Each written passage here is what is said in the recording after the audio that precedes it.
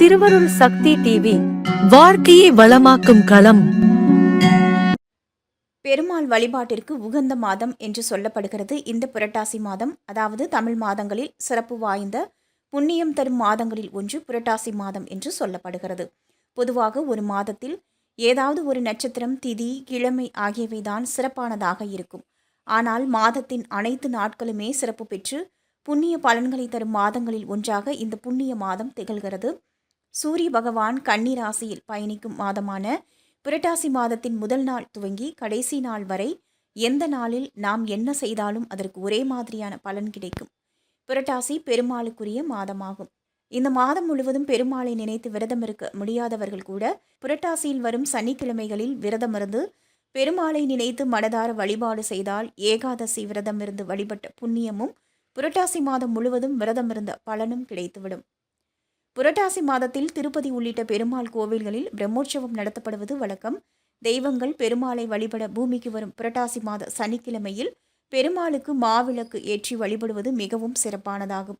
புரட்டாசி மாத சனிக்கிழமையில்தான் சனி பகவான் அவதரித்தார் என சொல்லப்படுவதால் சனியால் பாதிப்பு இருப்பவர்கள் புரட்டாசியில் விரதமிருந்தால் அதிலிருந்து விடுபடலாம். புரட்டாசி சனிக்கிழமையில் பெருமாளை வழிபட்டால் அனைத்து விதமான கஷ்டங்கள், துன்பங்களிலிருந்தும் விடுபடலாம் என்பது நம்பிக்கை. புண்ணிய மாதமான புரட்டாசி மாதம் இந்த ஆண்டு செப்டம்பர் 17ஆம் தேதி துவங்குகிறது. புரட்டாசியின் முதல் மற்றும் கடைசி ஆகிய 2 நாட்களுமே பௌர்ணமி திதியாக அமைவதால் இந்த நாளில் செய்யப்படும் சத்தியநாராயண பூஜை மிகவும் சிறப்பு வாய்ந்ததாகும்.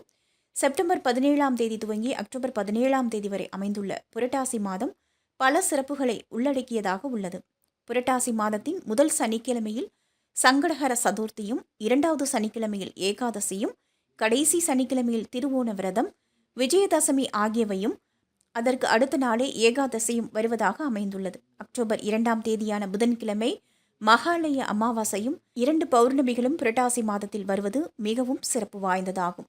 பொதுவாக புரட்டாசி மாதம் தொடங்கிய நாளிலிருந்தே வீட்டை தூய்மைப்படுத்தி தினந்தோறும் பூஜை அறையை மலர்களால் அலங்கரித்து தீபம் ஏற்றி தூபம் காட்டி விரதத்தை புரட்டாசி முதல் நாள் அன்றே பெருமாள் பூஜையை தொடங்கலாம் என்று சொல்லப்படுகிறது. அதனைத் தொடர்ந்து சனிக்கிழமைகளில் விரதமிருந்து இனிப்பு, பொங்கல், பழங்கள் போன்ற நெய்வேத்தியங்களை படைத்து பெருமாளை நினைத்து வழிபாடு செய்யலாம்.